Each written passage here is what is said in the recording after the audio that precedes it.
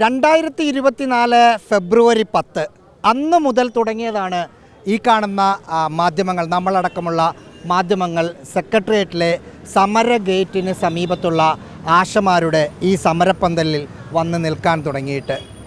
ഇന്ന് നാളെ കേരളപ്പിറവിയാണ്. കേരളപ്പിറവിയുടെ തൊട്ട് തലേ ദിവസം 265 ദിവസമെന്ന വലിയൊരു ദിവസമാണ്. അത് 265 എന്നത് വെറും നമ്പറല്ല, അത് ഇവരുടെ പലതരത്തിലുള്ള സമരത്തിൻ്റെ ഒരു നമ്പറാണ്. അത് 266 എന്ന് നാളെ അവിടെ വരുമ്പോൾ, അതായത് 1/11/2025 ആകുമ്പോൾ 266 എന്ന് വെച്ച് അന്നത്തോടുകൂടി അവർ ആ സമരം പൂർണ്ണമായും അവസാനിപ്പിക്കുകയാണ്. ആശമാരുടെ സമരത്തെക്കുറിച്ച് നോക്കുമ്പം ഏതൊക്കെ തരത്തിലുള്ള സമരങ്ങളാണ് ഇവർ 265 ദിവസങ്ങൾക്കിടയിൽ നടത്തിയത് എന്ന് ചോദിച്ചാൽ അതിന് ഉത്തരം പറയാൻ കുറേ കാര്യങ്ങളുണ്ട്. നമുക്ക് ഇവിടെ ഒരു തയ്യൽ മെഷീൻ കിടക്കുന്നുണ്ട്. ഈ തയ്യൽ മെഷീനിൽ തുണി തയ്ച്ച ആളുകൾക്ക് കൊടുത്ത് പണമുണ്ടാക്കി സമരം മുന്നോട്ട് പോകുന്നു. ഇവിടെ വരുന്ന ആളുകൾക്ക് വായിക്കുന്നതിന് വേണ്ടി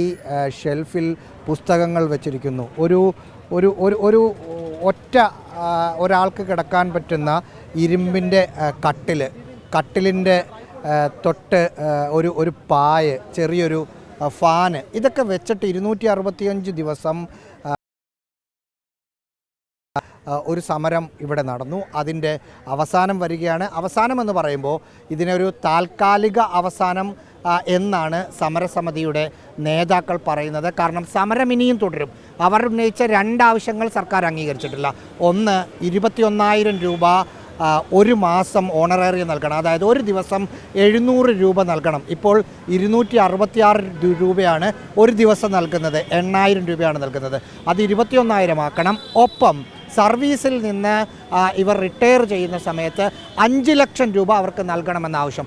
ഈ 2 ആവശ്യവും ഉന്നയിച്ച് സമരം ചെയ്യും. സമരത്തിന് ഒരു ഐതിഹാസികമായ സമരം എന്ന് കൃത്യമായി പറയാൻ പറ്റും. നമുക്ക് ഈ സമരത്തിന് തൊട്ടിപ്പുറത്ത് ഒരു മരമുണ്ട്, ഒരു വലിയൊരു ചെറു ഇല മഹാഗണി മരം. ഈ മരത്തിൻ്റെ ഇലകൾ പൊഴിഞ്ഞു, അത് പിന്നീട് ചെറുതായി തളിരിട്ടു. ഇപ്പോൾ കാണുന്ന തരത്തിൽ ഈ പച്ച നിറത്തിൽ നല്ല കളറിലുള്ള ഇലകൾ വന്നു. അതൊക്കെ ഇവരിവിടെ നിന്ന് കണ്ടിട്ടുണ്ട്. ഈ ഇലകളെല്ലാം പൊഴിഞ്ഞ് വെറും കമ്പായി നിന്ന സമയവും ഇവർ കണ്ടിട്ടുണ്ട്. ഇപ്പം നമ്മൾ കാണുന്ന തരത്തിലുള്ള രീതിയിലും കണ്ടിട്ടുണ്ട്. എന്തായാലും അവരെ സംബന്ധിച്ച് പൂർണ്ണ സംതൃപ്തിയിലാണ്, സന്തോഷത്തിലാണ് ഇത് അവസാനിപ്പിക്കുന്നത്. നമ്മൾ 265 ദിവസവും നമ്മളും ഇവർക്കൊപ്പം ഇവരുടെ വാർത്തകൾ റിപ്പോർട്ട് ചെയ്യുന്നതിന് വേണ്ടി ഉണ്ടായിരുന്നു. അതിനൊരവസാനം 266 ദിവസമായ നാളെ ഉണ്ടാവുകയാണ്. തിരുവനന്തപുരത്തെ ആശമാരുടെ സമരപ്പന്തലിന് മുന്നിൽ നിന്നും വിജിത്തിൻ ഊർക്കടവിനൊപ്പം reporter Rahees Rasheed, in reporter, Thiruvananthapuram.